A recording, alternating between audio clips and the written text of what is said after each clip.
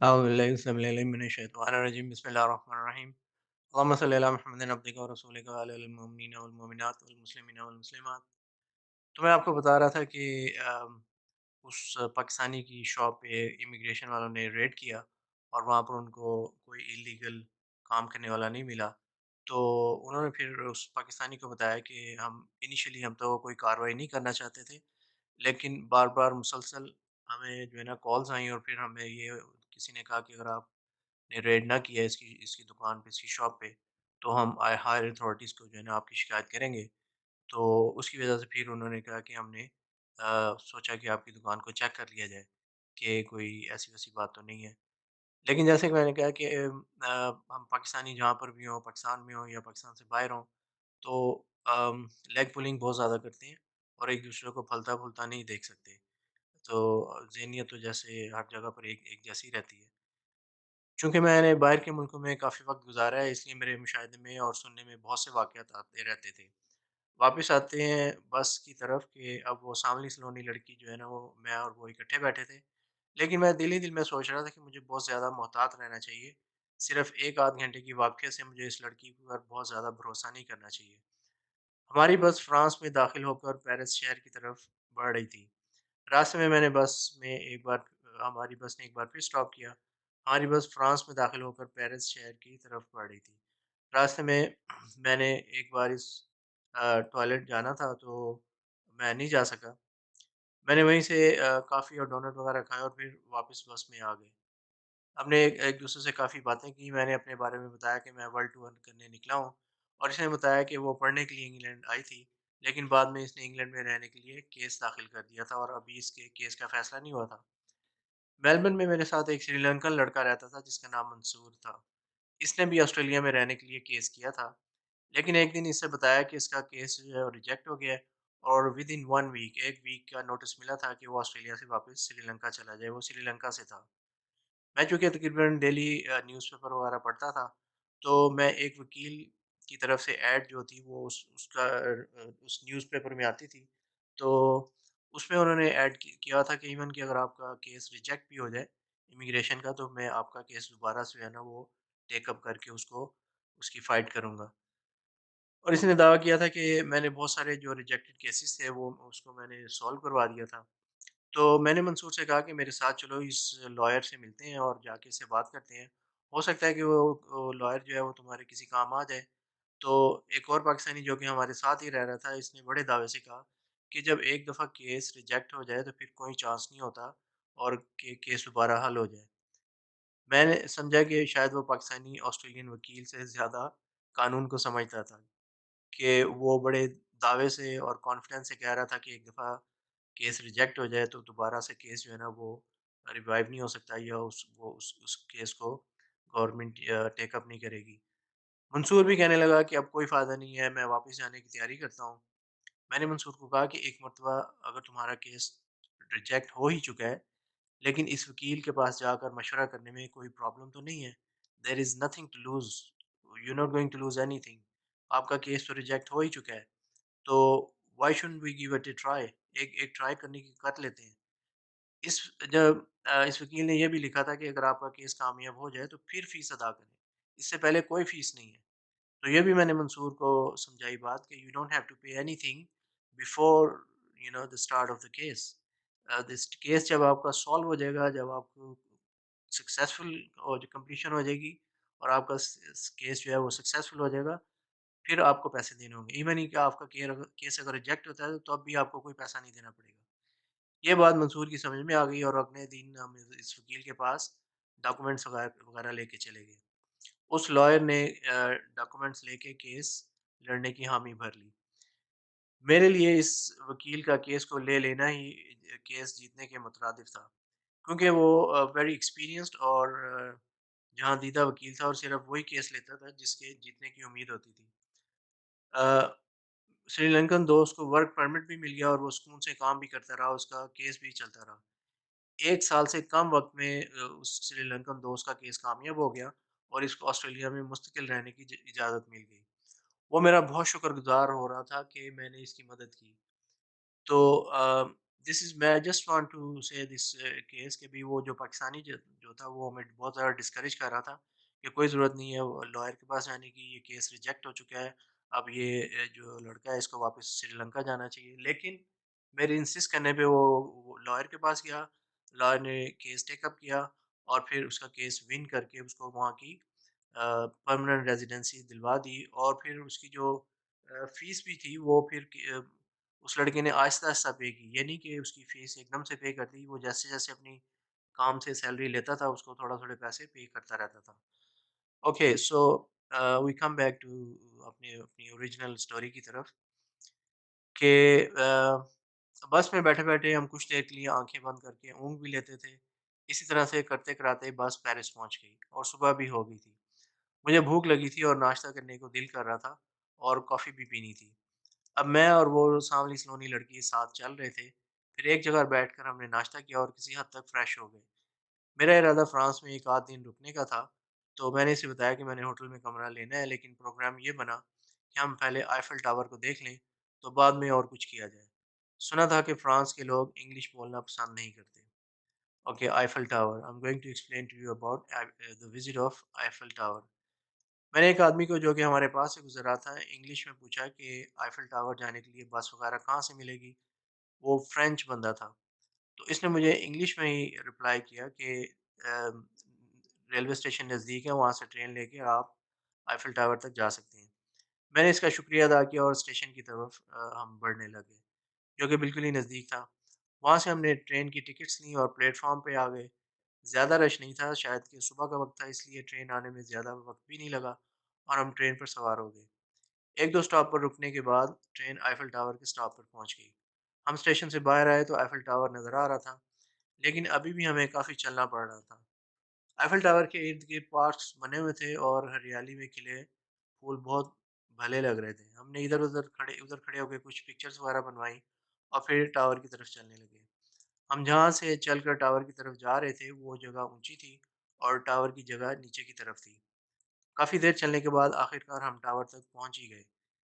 ادھر کافی لوگ گھوم پھر رہے تھے اور ایک بہت ہی لمبی لائن لفٹ میں جانے والوں کی بھی لگی ہوئی تھی، جو کہ اگر آپ ٹکٹ لے کے تو لفٹ میں جائیں اور پھر اوپر ٹاور کے اوپر جا سکتے ہیں. لیکن پولیس والے بھی ادھر ادھر پھر رہے تھے اور اچانک کسی کو روک کر اس سے آئی ڈی کارڈ کے بارے میں پوچھنا شروع کر دیتے تھے تو اور ان کے ڈاکومنٹس وغیرہ چیک کر رہے تھے. مجھے اپنے بارے میں فکر نہیں تھی کہ لیکن میرے ساتھ جو لڑکی تھی اس کا مجھے کوئی اتا پتہ نہیں تھا، اور اگر پولیس ہمیں بھی چیک کر لیتی اور لڑکی کے ڈاکومنٹ صحیح نہ ہوتے تو مجھے بھی ساتھ ہی میں سوالات کے لیے پولیس کے ساتھ جانا ہوتا. اگرچہ یہ بات صرف میرے ذہن میں تھی اور اس لڑکی کو میں نے نہیں بتایا تھا کہ ہم بڑے آ، اس لیے ہم بڑے کانفیڈنس کے ساتھ ادھر ادھر پھرتے رہے. شاید اس لڑکی نے نوٹ نہیں کیا تھا کہ پولیس ڈاکومنٹس وغیرہ چیک کر رہی تھی. میں نے پولیس سے دور ہونے کی بجائے اور ان کے اور نزدیک چلا گیا اور ہم پکچرز اتارنے لگے. شاید یہ میرے کانفیڈنس کا نتیجہ تھا کہ ہمیں کسی بھی پولیس والے نے پوچھا تک نہیں. ادھر ہی گراس پہ بیٹھ کے ہم باتیں بھی کرتے رہے اور چپس وغیرہ کھاتے رہے. جب ہم ٹاور کے نزدیک پہنچے تو میں نے ٹاور کو ہاتھ لگا کر ایک فوٹو بنوائی اور کہا کہ آئیفل ٹاور کو حقیقت میں دیکھ لیا ہے. وہاں لوگ اپنی فیملیز اور بچوں کے ساتھ بھی آئے ہوئے تھے اور پکنک منا رہے تھے اور ٹاور کو دیکھ کر مجھے اللہ تعالیٰ کی عظمت یاد آ گئی.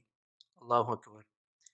دیو ہیکل ٹاور ایک عجوبہ ہی ہے، سارے کا سارا لوہے کا بنا ہوا ہے. ہم کافی دیر تک ادھر ہی گھاس پر بیٹھے باتیں کرتے رہے، لوگوں کو دیکھتے اور ٹاور کا نظارہ کرتے رہے. دھوپ نکلی ہوئی تھی اور موسم انتہائی خوشگوار تھا. ہمارا خیال تھا کہ ذرا رش کم ہو جائے تو ٹاور کے اوپر جانے کے لیے ٹکٹس لیں گے، لیکن رش تو بڑھتا ہی جا رہا تھا. سیڑھیوں سے یا لفٹ سے اوپر جا سکتے تھے، لیکن آخرکار جب ہمیں بیٹھے کافی دیر ہو گئی اور پولیس نے ہمیں تنگ بھی نہیں کیا تو ہم نے واپسی کا سوچا. ٹائم گزرنے کا پتہ ہی نہیں چلا. دن چھوٹے اور راتیں لمبی تھیں. واپسی پر ہم نے ریور جو کہ ٹاور کے قریب ہی تھا اس کا بھی نظارہ کیا اور کچھ دیر ادھر بھی رکے. اب کھانے کا مسئلہ تھا. ریسٹورنٹس بہت سارے تھے لیکن مجھے حلال فوڈ کی تلاش تھی. میں تو کیلے اور دودھ پی کر بھی گزارا کر سکتا تھا، لیکن اس سانولی سلونی کا کیا کھانا تھا، کوئی سینڈوچ وغیرہ. ویسے وہ اتنی دبلی پتلی تھی کہ لگتا تھا کہ کئی کئی دن کھائے بغیر بھی گزارا کر سکتی ہوگی. واپسی بس اسٹیشن کی طرف جاتے ہوئے راستے میں ایک سپر مارکیٹ نظر آئی. میرے ذہن میں آئیڈیا آ گیا، پہلے ہی میں نے اس سلونی سے پوچھا کہ کیا کھاؤ گی؟ تو جواب ملا کہ جو تم کھاؤ گے وہی کھا لوں گی۔ میں نے سوچا کہ میں ہوا کھاؤں گا تو تم بھی ہوا کھا لو گی، لیکن میں نے اس کو کہا نہیں۔ میں نے دل میں سوچا کہ کاکی میں تے کیلے اور دودھ پینا ہے تے تو بھی کیلے تے دودھ پی لیں گی، لیکن یہ خیال میں نے دل میں ہی رکھا اور اس کا اظہار میں نے اس سے نہیں کیا۔ سپر مارکیٹ سے میں نے سینڈوچ بریڈ لی اور مچھلی کے ٹین کے ایک دو ڈبے لے کر باہر بینچ پر بیٹھ کر سینڈوچ بنایا اور خود بھی کھایا اور اسے بھی اپنے ساتھ شامل کیا، اور بعد میں کافی شاپ سے کافی لے کر پی اور اس طرح سے ہمارا پیٹ بھر گیا۔ اب ہم واپس اسٹیشن کی طرف جا رہے تھے۔ سارا دن آئیفل ٹاور اور اس کے ارد گرد گزار کر اب سامنے سے والی لڑکی نے واپس انگلینڈ جانا تھا، کیونکہ اگلے دن اس نے جاب پر بھی جانا تھا۔ اس کا ارادہ وہاں پر اسٹے کرنے کا نہیں تھا۔ ٹرین میں بیٹھ کر ہم واپس بس اسٹیشن پر آ گئے۔ ابھی بس کا ٹائم نہیں ہوا تھا بلکہ 2 گھنٹے کے قریب تھے۔ بس کے ٹائم میں اس نے مجھ سے پوچھا کہ اگر تم نے پیرس میں رات گزارنی ہے تو ہوٹل میں کمرہ لے لو۔ میں نے کہا کہ تمہیں بھیج کر ہی کمرے کی تلاش میں نکلوں گا، کیونکہ ہوٹل تلاش کرتے ہوئے کچھ وقت لگ سکتا تھا اور اس دوران اس کی بس نکل سکتی تھی۔ اس لیے اس ساملی سلونی کو بس پر چڑھا کر میں ہوٹل میں کمرہ رینٹ کرنے کی تلاش میں نکل کھڑا ہوا۔ ساملی سلونی کے بس پر بیٹھنے سے پہلے ہم بینچ پر بیٹھے باتیں کرتے رہے۔ میں سوچ رہا تھا کہ یہ مجھے ملی بھی تو بس میں، جبکہ میں اپنا انگلینڈ کا ٹور کمپلیٹ کر چکا تھا۔ اگر میں چاہتا تو اس کے ساتھ انگلینڈ واپس جا سکتا تھا اور کچھ دن پھر انگلینڈ میں گزار دیتا، لیکن میرا دماغ میرے دل پر غالب آ گیا اور میں نے اپنا ورلڈ ٹور فرانس سے آگے جرمنی جانے کے لیے جاری رکھنا مناسب سمجھا۔ پاکستان میں سب گھر والے میرا انتظار کر رہے تھے اور میری بھی خواہش تھی کہ جلد جلد سے جلد گھر پہنچ جاؤں، لیکن سفر کے دوران کسی کا ساتھ ملنے سے سفر لمبا کرنے کی خواہش دل میں مچلنے لگتی تھی۔ ساملی سلونی بھی کچھ اداس لگ رہی تھی اور میرا دل بھی اس کو چھوڑنے کو نہیں کر رہا تھا۔ ہم بس کے بالکل سامنے ہی بیٹھے تھے، آہستہ آہستہ بس مسافروں سے بھرتی جا رہی تھی۔ ہم کوئی 2 3 منٹ خاموش بیٹھے رہے اور پھر ساملی سلونی بغیر کچھ کہے کھڑی ہوئی اور بغیر کچھ سنے چپکے سے اٹھی اور آہستہ آہستہ سے جا کے بس میں بیٹھ گئی۔ بس میں بیٹھ کر اس نے ایک بار پھر میری طرف دیکھا اور اس کی آنکھوں میں اداسی واضح نظر آ رہی تھی۔ نہ اس نے سلام کیا، دعا کی، نہ کوئی ہیلو ہائے اور سی یو لیٹر، کچھ اس طرح کی کوئی بات نہیں ہمارے درمیان ہوئی۔ وہ بس چپکے سے جا کے بس میں بیٹھ گئی۔ چند ہی لمحوں میں جب سب مسافر بس میں بیٹھ گئے تو بس چل پڑی اور ساملی سلونی اور میں ہمیشہ کے لیے ایک دوسرے سے دور ہو گئے۔ نہ ہی میں نے اس کا پتہ پوچھا، فون نمبر لیا یا ای میل ایڈریس لیا، اور نہ ہی اس نے مجھ سے میرے رابطے کے بارے میں کچھ پوچھا۔ یہ ایک خواب تھا، ایک ڈریم تھا، اور ایک ویری لانگ ڈریم تھا۔ میں سوچ رہا تھا کہ بس پر چڑھنے سے پہلے ہم دونوں فون نمبر وغیرہ لے لیں گے، لیکن اس کا موقع ہی نہ مل سکا۔ پتہ نہیں لگتا تھا کہ شاید یہ کسی فلم کا سین تھا۔ پھر خیال آیا کہ فلمیں بھی تو زندگی کے واقعات پر ہی بنائی جاتی ہیں۔ ساملی سلونی کے جانے کے بعد مجھے فکر یہ ہوئی کہ کوئی کمرہ اور رہائش کے لیے تلاش کیا جائے۔ ویسٹرن کنٹریز میں رہائش تلاش کرنے میں کوئی مشکل پیش نہیں آتی اور سیکیورٹی کا بھی خطرہ نہیں ہوتا، لیکن یہاں پہ مشکل یہ تھی کہ میں ایسے علاقے میں تھا کہ یہاں پر کسی سے انگلش میں بات چیت کرنا بڑا مشکل تھا، کیونکہ زیادہ تر لوگ ٹورسٹ تھے۔ اور ایک بات میرے ذہن میں آئی کہ یہ ٹورسٹ لوگ جو کہیں نہ کہیں تو رکے ہوں گے، یعنی انہوں نے چند دن پیرس میں گزارے ہوں گے تو کوئی ہوٹل وغیرہ بھی لیا ہوگا، تو کیوں نہ ان سے پوچھ لیا جائے۔ ایک اور آئیڈیا ذہن میں آیا کہ انگلینڈ جانے والی کوچ میں جو مسافر جا رہے ہوں تو ان سے اگر بات کی جائے تو وہ انگریزی میں بات کر سکتے ہیں اور بتا سکتے ہیں کہ کس جگہ پر رات گزارنے کے لیے کمرہ وغیرہ مل سکتا ہے۔ ادھر ہی جہاں سے ساملی سلونی کو میں نے رخصت کیا تھا ایک اور بس کھڑی تھی، اس پر بھی پیسنجر آہستہ آہستہ چڑھ رہے تھے۔ زیادہ تر کپل تھے، یعنی کہ لڑکا لڑکی دونوں، بہت کم ہی کوئی اکیلا بندہ نظر آ رہا تھا۔ پھر بھی میں نے ہمت کر کے ایک کپل کو اپنی طرف متوجہ کیا اور ان کو بتایا کہ میں آسٹریلیا سے ہوں اور ورلڈ ٹور کر رہا ہوں۔ آسٹریلیا کا نام سن کر میں نے ہر ایک کو ایکسائٹیڈ ہوتے دیکھا ہے اور آنکھوں میں ایک چمک آتے دیکھی ہے۔ اس کپل نے بھی مجھے بتایا کہ جس جگہ ہم بس اسٹیشن پر کھڑے تھے اس کے کوئی 5 منٹ کے فاصلے پر کم قیمت والے ہوٹل ہیں اور وہاں پر رہائش کا اچھا انتظام ہو سکتا ہے، یعنی کہ رات گزاری جا سکتی ہے۔ میں نے ان کا شکریہ ادا کیا اور اسی ڈائریکشن میں چل پڑا جس طرف انہوں نے مجھے اشارہ کیا تھا۔ سارے دن کی کافی تھکاوٹ ہو گئی تھی اور دل کر رہا تھا کہ کچھ آرام کر لیا جائے اور نیند بھی پوری کی جائے۔ اگرچہ انہوں نے 5 منٹ کی ڈسٹینس کا کہا تھا، لیکن یہ اس سے بھی زیادہ تھی۔ بہرحال میں اس جگہ پہنچ ہی گیا اور ایک ہوٹل جو کہ بیڈ اور صبح کا ناشتہ، بیڈ اینڈ بریک فاسٹ بھی آفر کر رہے تھے، ادھر ہی ایک کمرہ کرائے پر لے لیا۔ لیکن مصیبت یہ تھی کہ یہ باتھ روم علیحدہ سے نہیں تھا، بلکہ 3 4 رومز کے لیے ایک ہی باتھ روم تھا، لیکن باتھ روم صاف تھا اور گندگی وغیرہ نہیں پھیلی ہوئی تھی۔ میرا خیال تھا کہ بعد کے دن میں کئی مرتبہ صفائی ہوتی ہوگی۔ مجھے تو نیند بھی آ رہی تھی اور تھکاوٹ بھی ہوئی تھی، اس لیے کہ جو سینڈوچ سامنے سلونے کے لیے ڈبل روٹی اور فش لی تھی، اس کے باقی سینڈوچ بنا کر کھائے اور باہر سے جا کر کافی پی، واپس روم میں آ کر وضو کر کے نماز ادا کی۔ گھر فون پر بات کرنے کی کوشش کی لیکن بار بار ملانے کے بعد رابطہ نہیں ہو سکا۔ گھر میں بات کر کے اداسی بھی ختم ہو جاتی تھی اور اپنا سب کی خیر خیریت کا بھی پتہ چل جاتا تھا، اس لیے دل کو اس میں اطمینان ہو جاتا تھا۔ لیکن پھر کچھ دیر ٹرائی کرنے کے بعد میری گھر بات ہو گئی اور مجھے اطمینان ہو گیا۔ بعد میں بیڈ پر لیٹ کر اگلے دن کی پلاننگ کرتے کرتے سو گیا۔ صبح کو حسب معمول میری آنکھ جلدی کھل گئی۔ میرا خیال تھا کہ صبح صبح یہ باتھ روم استعمال کر لیا جائے تاکہ بعد میں رش نہ ہو جائے۔ میری یہ ترکیب کامیاب رہی کیونکہ وہاں سارے ٹورسٹ ہی لوگ رہ رہے تھے اور وہ سب کے سب رات کو کافی دیر تک باہر گھومتے پھرتے رہے تھے، اس لیے وہ صبح کو جلدی نہیں اٹھ سکتے تھے۔ میں نے اطمینان سے نہا دھو میں اطمینان سے نہا دھو کر باہر آ کر ناشتہ کیا، جو کہ ہوٹل والے ساتھ کمرے میں لگایا ہوا تھا۔ بس ٹھیک ہی تھا، یعنی کہ چائے کافی کے ساتھ بیکری کی چیزیں بھی۔ بس ایک سیٹ مینیو تھا، یعنی کہ ایک پلیٹ میں جو کچھ دیا تھا وہی، اس سے زیادہ نہیں۔ پھر بھی بہت اچھا تھا کیونکہ یہ کمرے کے کرائے میں شامل تھا۔ ناشتہ کر کے واپس روم میں آ گیا کہ کیا کیا جائے۔ میں نے سوچا کہ ہوٹل کا روم جو ہے صبح ہی 10-11 بجے کے قریب خالی کر کے میں باہر گھومنے نکل جاؤں اور پھر باہر ہی سے جرمنی جانے کے لیے بس پر سوار ہو جاؤں۔ یہ آئیڈیا اچھا تھا، ویسے بھی 12 بجے کا چیک آؤٹ ٹائم تھا۔ میرا خیال تھا کہ پورے چیک آؤٹ ٹائم تک ہی کمرے میں آرام کر لوں تو بعد میں باہر گھومنے جاؤں گا۔ اس لیے دوبارہ بیڈ پر لیٹ گیا اور اگلی پچھلی سب باتیں ذہن میں آنے لگیں اور میرا اگلا وزٹ جرمنی کا تھا۔ مولون روج ریسٹورنٹ، فرانس میں ایک جگہ جو کہ میں نے دیکھنی تھی وہ مولون روج کا ریسٹورنٹ تھا۔ اس کے بارے میں میری آسٹریلین لیکچرار کافی ذکر کرتی ہوتی تھی۔ 2 بجے میں نے چیک آؤٹ کر دیا لیکن اپنا بیگ ان کے پاس اسٹور میں رکھوا دیا کہ واپسی پر لے لوں گا۔ باہر نکل کر تھوڑی سی واک کی، ناشتہ کافی زیادہ کر لیا تھا اس لیے ابھی بھوک نہیں تھی۔ البتہ کافی پینے کے لیے کافی شاپ میں سے کافی لی اور ایک بینچ پر بیٹھ کر کافی بھی انجوائے کی اور آتے جاتے لوگوں کو دیکھتا رہا۔ میں نے محسوس کیا کہ انگلینڈ کے مقابلے میں فرانس کے لوگ ایک تو زیادہ صاف ستھرے لگے اور زیادہ خوش خرم نظر آئے۔ پیرس کی گلیوں میں زمین اینٹوں کی بنی ہوئی تھی۔ یہ گرے کلر کی اینٹیں چمکتی ہوئی ہوتی ہیں اور پتہ نہیں کہ چمکتی کیوں ہیں، شاید کہ ان اینٹوں کو پالش کیا جاتا ہے، لیکن یہ تو بہت زیادہ ایکسپینسو ہو سکتا ہوگا، یا پھر اینٹوں کا پتھر ہی ایسا ہوگا کہ چمکتا ہوا اور جو چھوٹی چھوٹی اینٹیں ایسی لگی ہوئی تھیں کہ جیسے مینا کاری کی ہو۔ آ، یہ گلیاں دیکھنے میں بڑی خوبصورت لگ رہی تھیں۔ شانزے پلازے پیرس کی سب سے مشہور بازار ہے جہاں بڑے بڑے برانڈ ناموں کی شاپس ہیں، بہت سارے ریسٹورنٹس ہیں اور بازار کے ایک طرف ایک محراب ہے جو کہ گمنام سپاہیوں کے لیے بنائی گئی ہے۔ شانزے پلازے میں جو فٹ پاتھ ہیں وہ بہت زیادہ کھلے اور چوڑے بنائے گئے ہیں تاکہ لوگ آسانی سے واک کر سکیں۔ میں بھی مٹر گشت کرتا رہا، مجھے کچھ شاپنگ تو کرنی نہیں تھی، بس ونڈو شاپنگ ہی پر اکتفا کیا۔ دن کا وقت تھا لیکن شانزے پلازہ آہستہ آہستہ مصروف ہوتا جا رہا تھا۔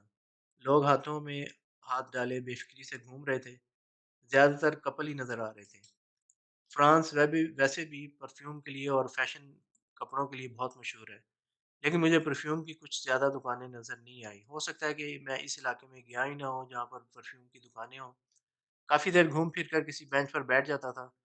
فرانس کے لوگ فٹ پاتھ پر چائے کافی پینے کو بہت پسند کرتے ہیں، یہی وجہ ہے کہ جہاں بھی کوئی کافی شاپس نظر آتی ہیں اس کے باہر ٹیبلز اینڈ چیئرز، میز اور کرسیاں لگی ہوتی ہیں اور لوگ بیٹھے کافی وغیرہ نوش کر رہے ہوتے ہیں۔ اب میں نے مولن روج جانے کا فیصلہ کیا جو کہ زیادہ دور نہیں تھا۔ جب میں وہاں پہنچا تو پتہ چلا کہ مولن روج میں کھانے کے ساتھ سٹیج ڈانس وغیرہ کا بھی پروگرام ہوتا ہے۔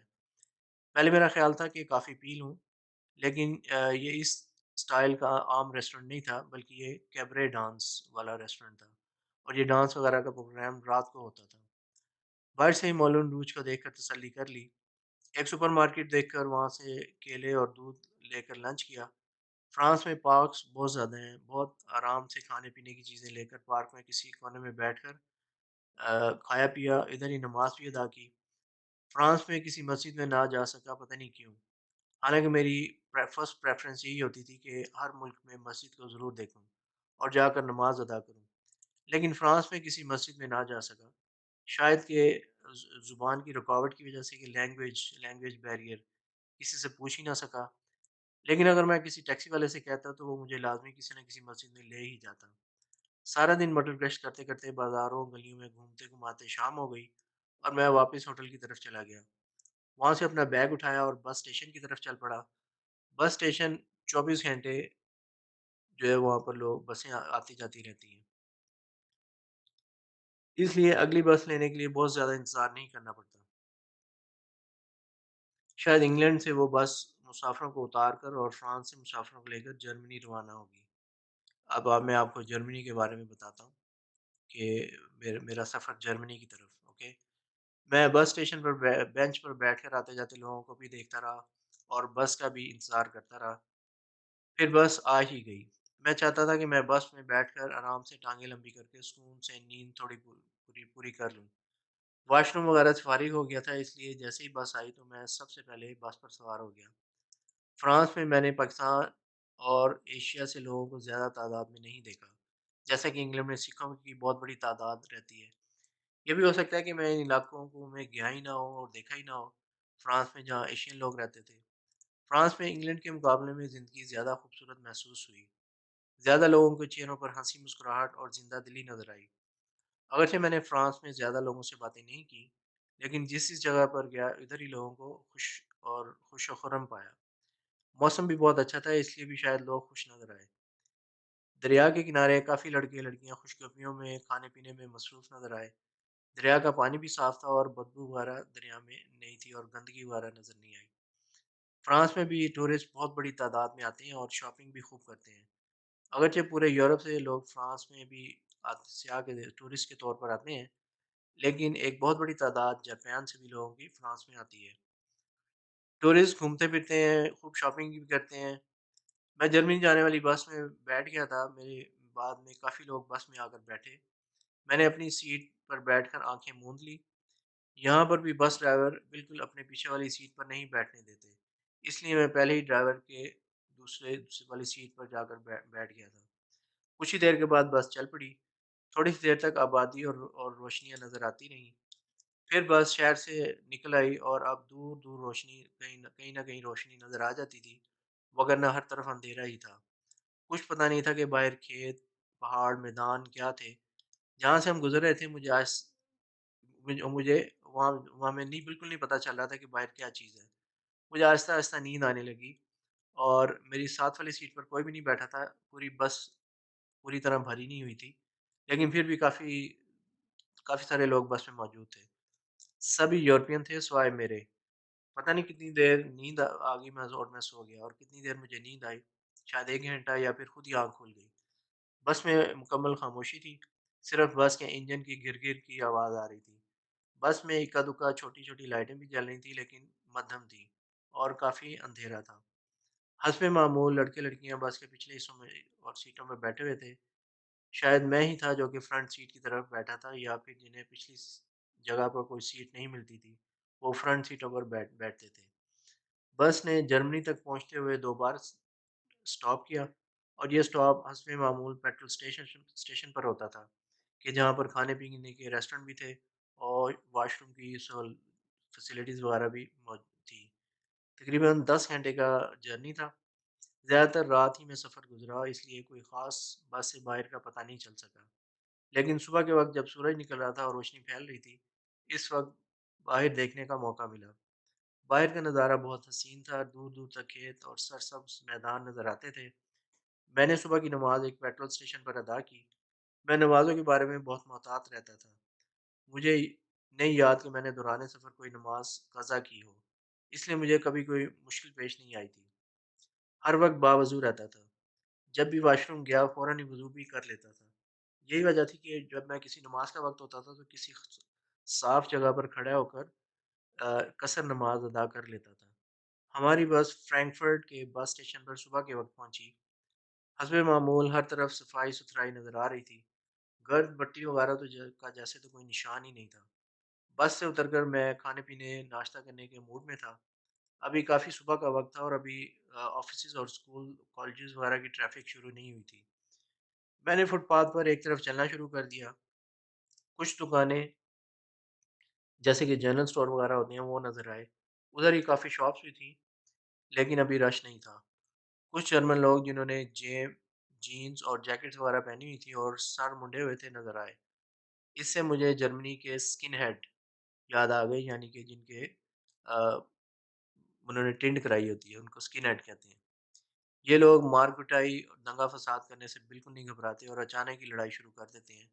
میں ذرا محتاط ہو گیا اور کوشش کی کہ ان کے نزدیک نہ جاؤں، لیکن بہرحال میں ایک کافی شاپ کے قریب شاپ پر پہنچ گیا اور کافی پینے کے لیے اور ناشتہ کرنے کے لیے چلا گیا.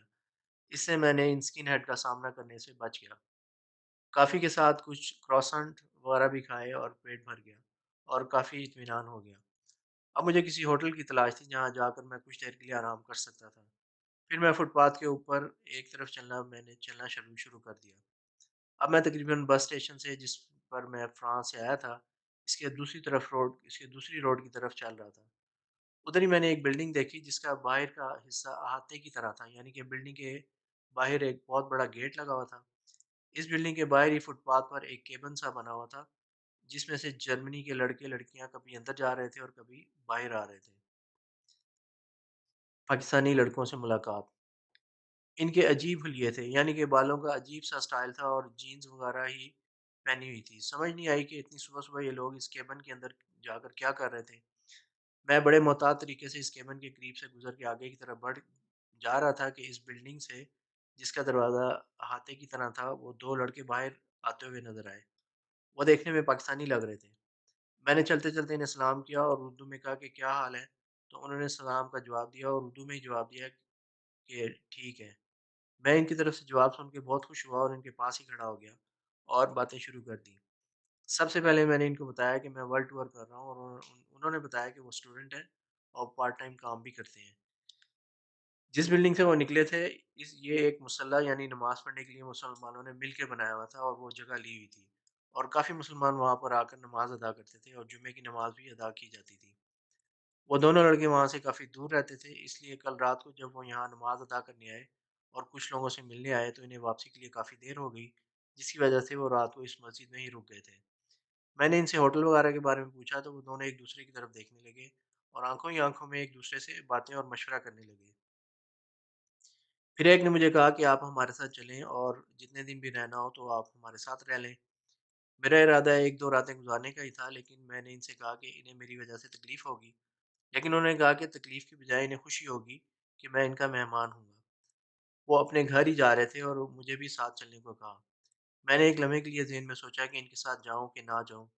پھر میں نے فیصلہ کر لیا کہ چلا جاتا ہوں ان کے ساتھ، اور ان کو ٹرین اسٹیشن سے ٹرین پکڑ کر اپنے گھر جانا تھا اور راستے میں ایک اور ٹرین بدلنی تھی اور پھر ان کے گھر ٹرین اسٹیشن سے 10-12 منٹ کی واکنگ ڈسٹینس پہ تھا. یہ وجہ تھی کہ کل رات کو نیند کی دیر ہو گئی تھی، اس لیے صبح مجھے نماز پڑھنے کے لیے وقت ملنے کا فیصلہ کیا. میں یہ بھی سوچ رہا تھا کہ اللہ تعالیٰ کے رسول نے کہا تھا اس لیے مجھے اس وقت سنائی تھی. چلتے چلتے میں نے ان سے اس کیبن کے بارے میں پوچھا تو جو جرمن لڑکی لڑکیاں وہ ادھر کیوں جاتی ہیں، اس کیبن میں کیوں جاتی ہیں. تو انہوں نے بتایا کہ گورنمنٹ نے نشہ آور چیزوں کے استعمال کی اجازت دی ہوئی ہے اور مختلف جگہوں پر ایسے کیبن بنا دیے ہیں کہ ان کیبن کے اندر ہی نشہ کی چیزیں استعمال کریں، اس لیے جرمن لڑکے لڑکیاں اس کیبن میں آ جا رہے تھے. یہ چیزیں میں نے فرانس انگلینڈ اور برطانیہ غیر رسمیہ وغیرہ میں دیکھی تھی. یہ میرے لیے بالکل نیو انفارمیشن تھی.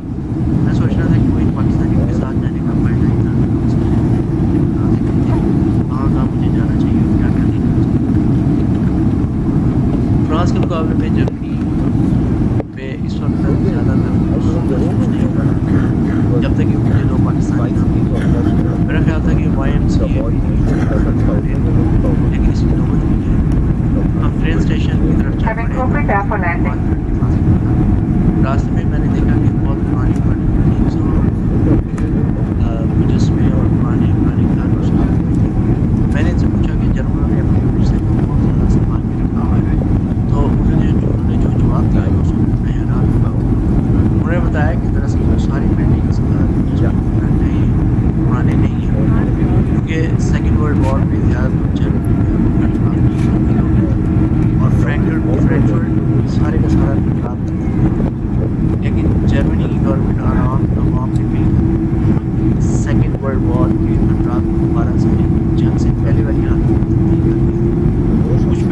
جو کہ جنگ سے پہلے کی تھی.